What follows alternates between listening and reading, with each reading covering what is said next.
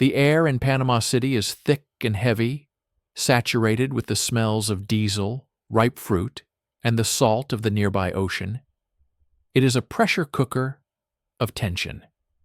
Rick Shaw moves through the crowded market with the fluid, unseen grace of a predator. His eyes, hidden behind sunglasses, miss nothing. He sees the plainclothes enforcers of Manuel Noriega's regime, the Dignity Battalions, their casual brutality a constant threat. He feels the fear of the people, a tangible energy in the humid air. His mission is simple, old-school espionage.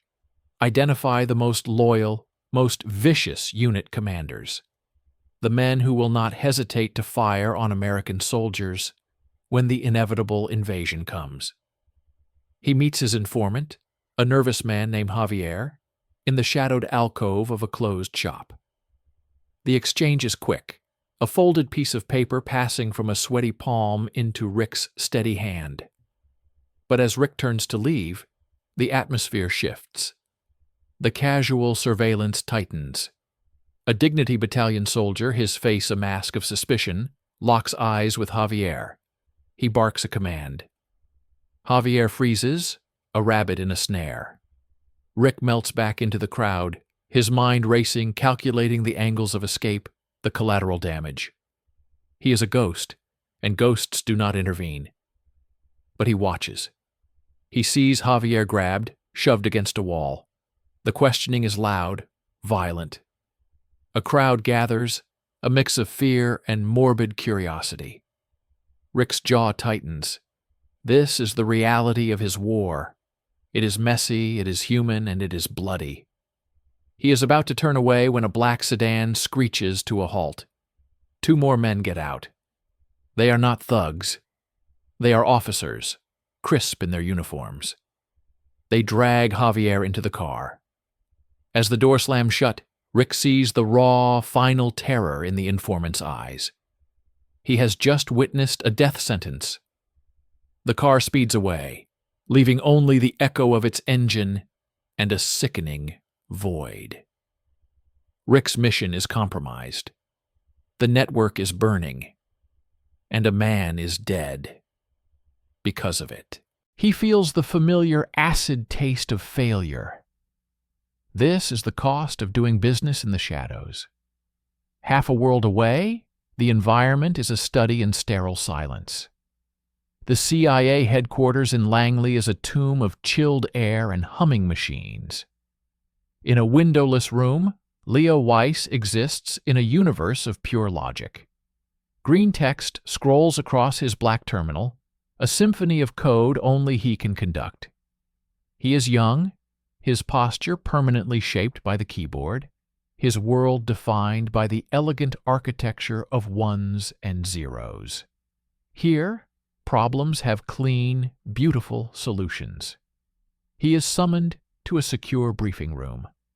The men seated at the table are veterans of a different kind of war, their faces etched with the memories of physical consequences. Leo stands before them, a stark contrast in his rumpled shirt. He begins his presentation, his voice quiet but unwavering. He does not speak of bullets or bombs. He speaks of a ghost. He calls it Devil's Scalpel. He explains. The scalpel is a string of code, a silent, invisible pathogen. Its purpose is not to destroy but to deceive, to infiltrate the enemy's central nervous system, their military command network, and induce a controlled systematic psychosis. It will change passwords, locking commanders out of their own systems. It will cancel orders for reinforcements, leaving units isolated and confused. Most crucially, it will feed their strategic maps false information, showing them phantom allies and non-existent threats. It will turn their certainty into chaos, their strength into paralysis. It is, he argues, the most humane weapon ever conceived. It wins a war by preventing the battle. The silence that follows is heavy with skepticism. A senior official, a man with a face like granite, scoffs. He calls it a fantasy. He asks what happens when the enemy simply unplugs the machines and uses runners with paper messages. Leo is ready for this. He explains that the chaos will be sown long before the first plug is pulled. Commanders will not know which orders are real, which maps are true, or who to trust. An army that believes it is betrayed by its own eyes is already defeated. The official leans back, his expression unreadable. The idea is audacious, dangerous, and if it works, revolutionary. The risk is astronomical, but the potential reward, shortening a bloody conflict, saving thousands of lives, is a siren's call. Back in Panama, Rickshaw transmits his report. It is a terse, brutal assessment. The regime is more paranoid, more vicious than anticipated. They are cracking down hard. The invasion, if it happens, will be met with fierce, organized resistance. The cost in American lives will be high. He signs off. The image of Javier's terrified face burned into his mind. In Langley, the two reports land on the same desk. Leo's cool, theoretical blueprint for a bloodless victory, and Rick's gritty, desperate testament to a coming bloodbath. The decision is made in a hushed, tense meeting. The old ways are not enough. A new kind of weapon is needed. Leo is called back in. The man with the granite face delivers the verdict. Project Devil's Scalpel is approved. Leo feels a surge of triumph, a pure, intellectual victory. But it is short-lived. "You will deploy to Panama immediately," the man says, his voice leaving no room for argument. "You will embed with our lead field operative there, Rickshaw. Your mission is to get the Scalpel into their network before the first Marine hits the beach. His mission is to keep you alive long enough to do it." The sterile, controlled world of Leo's terminal suddenly feels very far away. He is being thrown into the chaos he only theorized about. The architect is being sent into the battlefield. At the same moment, in a safe house in Panama City, Rickshaw decodes a new priority message from Langley. It is brief and infuriating.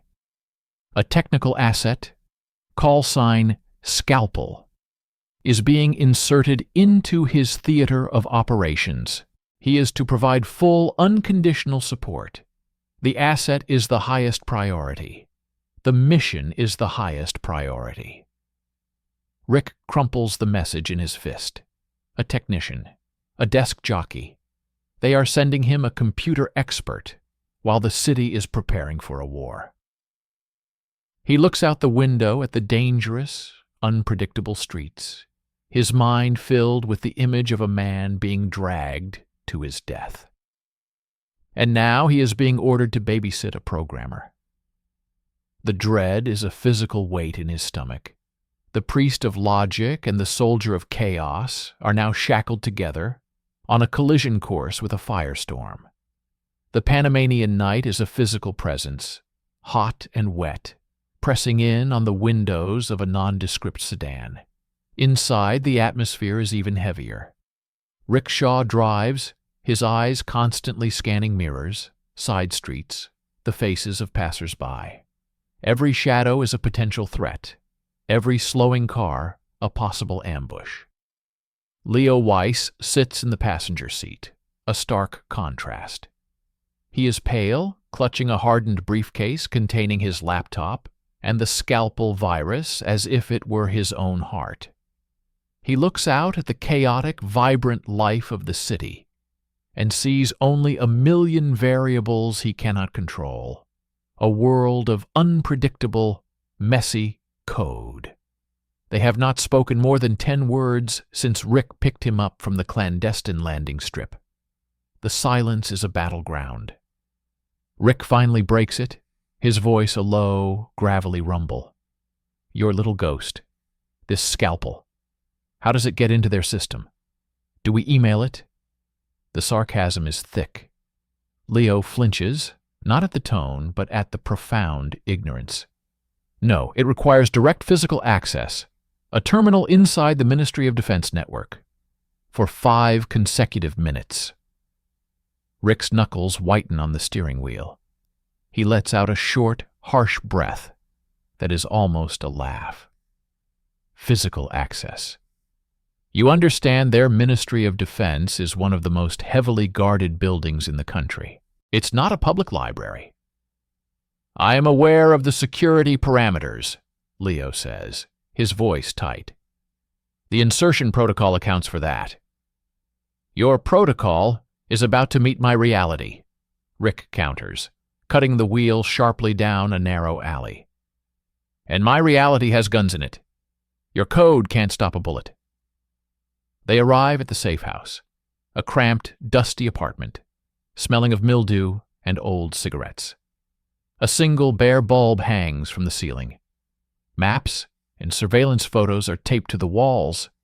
This is Rick's world, and it is as alien to Leo as the surface of the moon.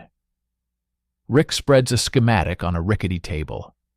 It's a blueprint of the Ministry of Defense Communications Wing. All right, Professor. Here is your terminal. Rick stabs a finger at a room deep inside the complex. Getting you in there is a suicide mission, so we're not doing that. Leo looks up, alarmed. The mission requires the virus in their system. I don't need you there to type the buttons. Rick's plan is swift, brutal, and born of street-level cunning. He has an asset, a low-level janitor named Mateo, who works the night shift inside the ministry. A man with a sick daughter and a desperate need for money. Mateo is not a spy. He is a scared man who empties trash cans and mops floors. Rick's plan is to give Mateo a device, a modified data storage unit, designed to look like a personal music player. All Mateo has to do is plug it into the correct USB port on the target terminal, press a single button, wait for a green light, and leave. Leo is horrified. He argues, his voice rising with panic. It is too simple. There are 100 failure points. What if he plugs it into the wrong port? What if the system has protections he doesn't know about? What if he is caught? What if the sky falls? Rick interrupts, his voice dropping to a dangerous whisper. This is how it works. We use the tools we have. He is a tool. You are a tool. I am a tool. We don't get a perfect laboratory. We get a scared man with a mop and one chance. The moral chasm between them is now a gaping abyss. For Leo, the scalpel is an elegant equation. For Rick, it is just another bullet, and Mateo is the finger on the trigger. Leo is forced to prepare the device, his hands trembling, as he loads the virus and simplifies the interface to a single, glowing button. He feels the weight of this man's life being added to the code. It is no longer clean. The night of the operation is a masterclass in suffocating tension. From the safe house, they monitor the situation through a one-way radio receiver.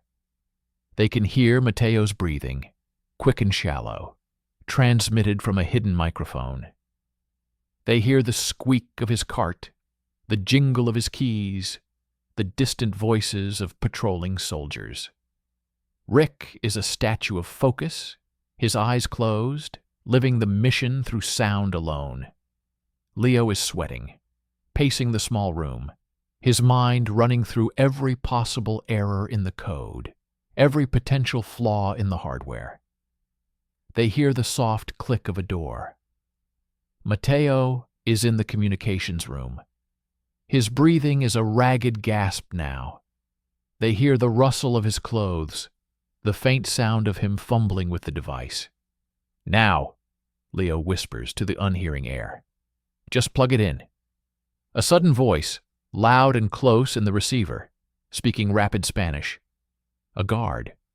Mateo stammers a reply, his voice cracking. He says he is cleaning. The guard barks an order, the sound of footsteps fading. Mateo has been told to hurry up. The silence that follows is agony. Then, the faintest of clicks. He has plugged it in. A second stretches into an eternity. Leo stares at his own laptop, which is monitoring the Scalpel's status. It remains dormant. Then a soft electronic chime from the receiver. The green light. The transfer is complete. A wave of relief washes over Leo. He looks at Rick, a triumphant smile starting to form. But Rick's face is still stone. He is listening. They hear Mateo unplug the device. They hear his cart start to move. They hear the door to the room open. And then they hear a new sound. A sharp, commanding voice. Not the same guard. This one is closer, more aggressive. They hear the squeak of the cart stopping. They hear the demand. "What is that in your pocket?" There is a scuffle, a cry of pain from Mateo. The transmission from the microphone becomes muffled, then cuts out with a final sickening crunch of static. The safe house is plunged into a deafening silence. The virus is in. The mission is a technical success. Leo stares at the dead receiver, the triumph on his face replaced with a look of pure, uncomprehending horror. He looks at Rick. Rick doesn't look back. He simply reaches over and turns off the receiver. His movements are slow, deliberate, and filled with a profound, weary finality. He knew this was a possible outcome. He accepted it. The cost of doing business. He finally meets Leo's gaze. His eyes are not triumphant. They are empty. "The ghost is in the machine," Rick says, his voice flat and cold. "Your weapon is live. Now we find out what it can really do." The safe house is a tomb. The only sound is the hum of Leo's laptop, its screen a pulsating heart of green light in the oppressive darkness. The Scalpel is active. It has burrowed deep into the Panamanian Defense Forces network. But the silence is deafening. Leo stares at the screen, waiting for a sign, for confirmation that his creation is working. Rick leans against the far wall, arms crossed, his face a mask of grim stoicism. The memory of Mateo's final truncated transmission hangs between them, a ghost neither will acknowledge. Then, the first ripple appears. On Leo's screen, a log entry auto-generates. 41732. Command access. Password for user, call Valdez. Invalid. Account locked. A minute later, another. 0418-1. Logistics Corps. Order. 7791. Fuel, ammunition, 5th Infantry, Fort Amador. Status, cancelled. Authorization, null. It begins as a slow, digital drumbeat. Leo reports the events in a quiet, technical monotone. Colonel Valdez is locked out of the logistics server. A fuel shipment to Fort Amador has been cancelled. To him, they are data points, successful test cases. Rick moves to a separate communications console, donning a headset.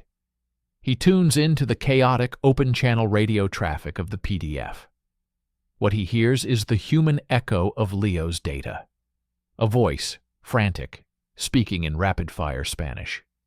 "Command, this is Fort Amador. Our access codes are not working. We cannot confirm the fuel convoy. Who canceled the order?" Another voice, angry and confused, cuts in. "Valdez here. My system is down. I am being told I do not have clearance. This is an insult."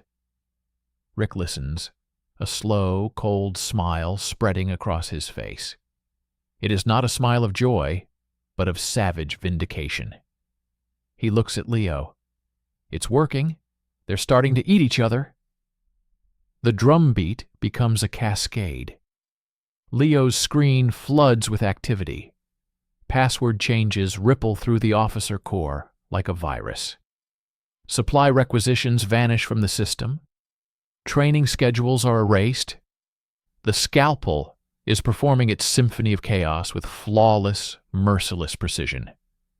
And then, the masterpiece of the deception activates. Leo leans forward, his eyes wide. The tactical maps, they're updating. Now. Inside the PDF command center, a young lieutenant stares at his strategic display. The icon representing the 7th Infantry Battalion, a key defensive unit stationed at La Carrera, simply winks out of existence. In its place, a new false icon appears miles away, deep in the jungle, marked as 7th INF, relocated. The lieutenant calls out in alarm, bringing his superior over. Confusion turns to panic. Where is the battalion? Who ordered them to move? Simultaneously, at a checkpoint, on the Bridge of the Americas, a vital choke point, a sergeant receives a frantic call. His screen shows a massive, hostile force, labeled as U.S. Recon Unit. Materializing just a few kilometers from his position, he barks orders to his men to prepare for an imminent assault. But through his binoculars, the road is empty, dark, quiet. The disconnect between the screen and reality is absolute, terrifying. His men look at him as if he is mad. Rick listens to the panic escalate on the radio. Ghost units. They are reporting ghost units at the bridge. He turns to Leo, a flicker of respect in his eyes. You're causing heart attacks out there. It's beautiful. But Leo is no longer watching the code. He has pulled up a separate window, a raw, encrypted audio feed from a PDF field unit near the Pecora River, an area he knows is a planned landing zone for U.S. Rangers. He is monitoring the real-world effects. The unit is calm, bored. They have received no reinforcements because the Scalpel canceled them. They have no idea the invasion is hours away. Then, a new, frantic voice cuts into the feed. A PDF scout, his voice raw with fear. Command! Pecora River! We have visual on multiple enemy helicopters. Black Hawks. They are coming in low and fast. We are under strength. We need immediate support. Where are our reinforcements? The response from command is a mess of confused, angry voices. Reinforcements were canceled by your own battalion commander. The system shows you have 2 companies in reserve. Those units do not exist. The map is lying. Leo's blood runs cold. He hears the distinct thudding sound of rotor blades in the background of the transmission, growing louder. Then, the first crackle of small arms fire. The PDF scout is screaming into his radio, the sound of chaos erupting around him. He is not screaming about tactics. He is screaming for his mother. The transmission dissolves into a hellscape of static, gunfire, and screams. Then it goes dead. Leo shoves back from the desk, his chair screeching across the floor. His face is pale, beaded with sweat. He looks at his hands as if they are covered in blood. We have to stop it, he whispers, his voice trembling. Rick stares at him, incredulous. What? The algorithm. It's too effective. That unit. They were slaughtered because we left them isolated. We have to roll it back. Create a backdoor, send a corrective signal, something. Rick is across the room in 3 strides, his presence suddenly immense and threatening. Are you insane? We are hours from H-hour. The entire invasion plan is predicated on the enemy being blind and confused. You roll this back, and you give them their eyes back. You will get hundreds, maybe thousands of our guys killed. It's a massacre. We are orchestrating a massacre, Leo shouts, his voice cracking. It's a war, Rick roars, getting in his face. Your clean little bloodless war was a fantasy. This is what winning looks like. It's messy and it's ugly and people die. Your job is not to save them. Your job is to make sure More of our boys come home than theirs. That's the only math that matters here. They stand nose to nose, the intellectual and the operative, the ghost of Mateo, and the screams from the Pecora River between them. The scalpel is no longer a tool. It is a monster, and it is loose. And Leo is realizing too late that he is its creator. The safe house is a pressure cooker about to explode. The argument between Leo and Rick hangs in the air, a toxic cloud of ideology and rage. Leo is breathing heavily, his hands clenched into white-knuckled fists, the screams from the Pecora River still echoing in his mind. Rick stands his ground, a wall of hardened pragmatism, his eyes locked on Leo's with an unnerving intensity. "You don't get to have a crisis of conscience now, Weiss," Rick snarls, his voice low and dangerous. "You built the weapon. I pulled the trigger. We are both in the blood. The only way out is through." Before Leo can retort, his laptop emits a sharp, piercing alarm. A sound he has never programmed. Both men freeze, their conflict momentarily forgotten. On the screen, a new window flashes red. It's a network intrusion detection alert from deep within the PDF system. 050211, Core Network. Isolation protocol detected. Primary command node offline. Leo's fingers fly across the keyboard, his personal turmoil shoved aside by a professional threat. His screens fill with cascading error messages. "They found it," Leo whispers, his voice tight with a strange mix of dread and exhilaration. "Not the virus itself, but the chaos. They're panicking. They're severing entire sections of their network. They're going to a closed hardline system, a manual override." He pulls up a schematic of the PDF communications architecture. A major hub, the central command bunker under the commandancia, has physically disconnected from the main network. It's now an isolated brain immune to the Scalpel's digital infection. From there, they can begin to re-establish coherent command, using runners and landlines to bypass the digital chaos. If they get that node back online and coordinated, even partially, they can rally their best units, Rick says, immediately grasping the tactical nightmare. They'll create a fortified core right in the heart of the city. The invasion force will walk into a meat grinder. The scalpel has been blunted. Their ultimate weapon has a fatal flaw. It can be amputated. Leo stares at the schematic, his mind racing through the code, the logic, the architecture. Then he sees it. A sliver of a chance. A vulnerability. "There's a secondary access point," he says, his voice regaining its analytical calm.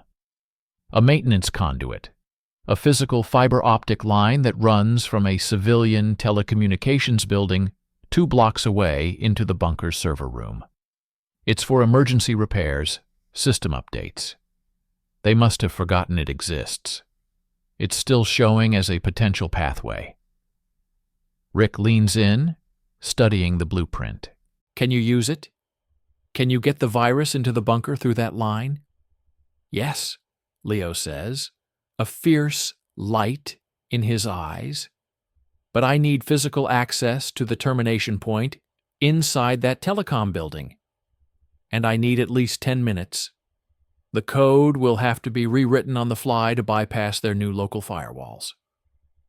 Rick doesn't hesitate. He turns and strides to a locked metal footlocker, flipping it open. Inside, nestled in foam, are an assortment of handguns, ammunition, and blocks of C4 explosive. He selects a compact black pistol, checks the magazine with a practice snap, and tucks it into his waistband. He then takes 2 blocks of C4, inserting timers. "What are you doing?" Leo asks, his blood running cold. "Creating a diversion," Rick replies, his voice utterly devoid of emotion. They've isolated their command bunker. Their forces will be converging to protect it. That telecom building will be a secondary priority, but it won't be unguarded. I'm going to make sure all their eyes are looking the other way. Leo understands immediately. Rick isn't just creating a noise. He's going to bring the war to their doorstep early. He's going to attack the commandancia itself. "Rick, that's a suicide mission," Leo says, the words catching in his throat. Rick finally looks at him, and for the first time, Leo sees past the operative's hardened shell. He sees a profound, weary resignation. There is no fear, only acceptance. "This was always the plan, Weiss," Rick says quietly. "The scalpel was the first cut. I am the killing blow. My job was never just to keep you alive. It was to make sure this works, no matter the cost." He hands Leo a small, encrypted radio. 10 minutes. That's all I can give you. Get to the telecom building. Get your code into that line. When you're done, you run. You don't look back. You don't wait for me. Understood? Leo can only nod, a lump of shame and admiration and horror stuck in his throat. The theoretical has become terrifyingly real. The man he despised an hour ago is now walking to his death to enable his code. Without another word, Rickshaw turns and disappears into the pre-dawn darkness of Panama City. Leo is alone. He looks from the glowing screen of his laptop, a world of pure logic, to the dark doorway, the world of brutal consequence. He takes a deep, shuddering breath, grabs his equipment, and moves out into the night, the weight of Rick's sacrifice now fused with the weight of his own creation. The race to the finish line has begun, and the price of victory is being written in blood and code. The telecommunications building is a stark, concrete monolith silhouetted against the first hints of dawn. The sky is a sickly purple, the color of a fresh bruise. Leo moves through the shadows, his heart hammering against his ribs. The city, which had been a chaotic symphony of distant panic, has fallen into an eerie, breathless hush. It is the calm before the storm. He finds a service entrance exactly as Rick's intel had described. The lock is cheap. A few tense moments with a pick and it gives way. The interior is dark, humming with the sound of servers and switching stations. It smells of ozone and dust. He follows the schematic in his mind, navigating the labyrinthine corridors toward the maintenance conduit. Suddenly the silence is shattered. First, it's a massive concussive boom that rolls through the city, vibrating through the very floor beneath his feet. A few seconds later, a second explosion, even louder. The lights in the building flicker. Rick's diversion. He has detonated the charges at the commandancia. The war has officially begun, hours ahead of schedule. As if on cue, the distant, wailing scream of sirens erupts everywhere at once. The deep-throated roar of armored vehicles and the sharp, unmistakable crackle of small arms fire fill the air. Operation Just Cause is no longer a plan. It is a reality. Leo pushes forward, his fear now a sharp, focused tool. He finds the room, a cramped, windowless closet filled with junction boxes and fiber optic terminators. He finds the specific port, labeled with a code that matches the schematic. This is it, the artery into the enemy's isolated heart. He plugs in his laptop, his hand steady now. The screen glows to life. He begins the delicate work, rewriting the Scalpel's code on the fly to bypass the bunker's local defenses. It is a digital siege, a battle of wits against an unseen, panicked enemy. Lines of code fly across the screen. Error messages pop up, and he dismantles them one by one. The sounds of the raging battle outside are a constant, terrifying reminder of the stakes. Through the small, encrypted radio, a burst of static, then Rick's voice, strained and breathing heavily. Status, Scalpel. Gunfire rattles in the background, dangerously close. Almost there, Leo says, his voice tight with concentration. 30 seconds. Make it 20, Rick grunts. There's a loud crash, the sound of shattering glass and splintering wood. They're breaching my position. Don't wait. Confirm the upload and get out. Leo's fingers are a blur. The final firewall gives way. The Scalpel finds its new home. A green progress bar fills on his screen. 0601 Psi. Upload complete. Devil's Scalpel deployed to target. Comdantia, primary. It's in, Leo shouts into the radio. Rick, it's in. Get out of there. The only response is a sustained burst of automatic weapon fire, followed by a deafening silence. Then, the radio channel goes dead. Not with a crunch of destruction, but with a soft, final hiss of empty static. Leo stares at the radio, the reality of it hitting him like a physical blow. Rick is gone. The silence is his epitaph. He doesn't have time to grieve. He hears shouts from within the telecom building itself. Boots on concrete. The diversion has run its course. Enemy soldiers are swarming the area. He grabs his laptop, yanks the cord, and bursts out of the closet. What follows is a desperate, heart-pounding flight. He is not a field agent. He is a programmer, a ghost, now made flesh and terrified. He scrambles through corridors, ducks behind machinery, his breath catching in his throat as voices and footsteps echo around him. He reaches a fire escape and stumbles out into the alley, just as the first U.S. Army Humvees come roaring down the main street, their heavy machine guns opening up. The city has become a war zone. But Leo sees the Scalpel's work everywhere. PDF soldiers are running in confusion, some toward the fighting, some away, their command structure in tatters. A unit surrenders to a much smaller American force without firing a shot, their commander isolated and receiving no orders. The chaos is precise, surgical. It is working exactly as he designed it. He finds a vantage point, a collapsed wall overlooking a major plaza. He watches as the battle for Panama City unfolds, not as a symmetrical clash, but as a systematic collapse. The enemy is disoriented, leaderless. The invasion is meeting fractured, sporadic resistance instead of a unified defense. The Scalpel has saved countless lives, just as he promised it would. Weeks later, Leo Weiss is back in Langley.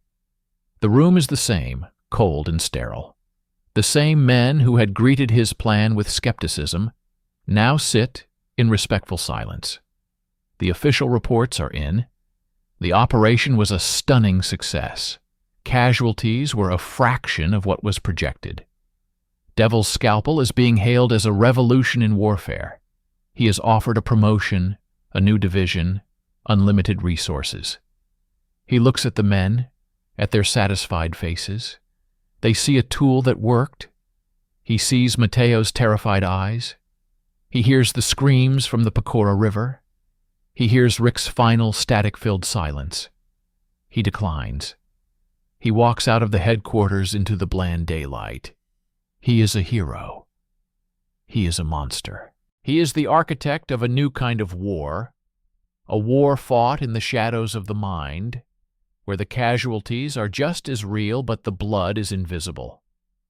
He looks at his hands, the hands that wrote the code that won a war and cost men their lives. He had sought a clean, humane weapon. He had found only the oldest truth of all. There is no such thing. There is only the cost and the choice to carry it.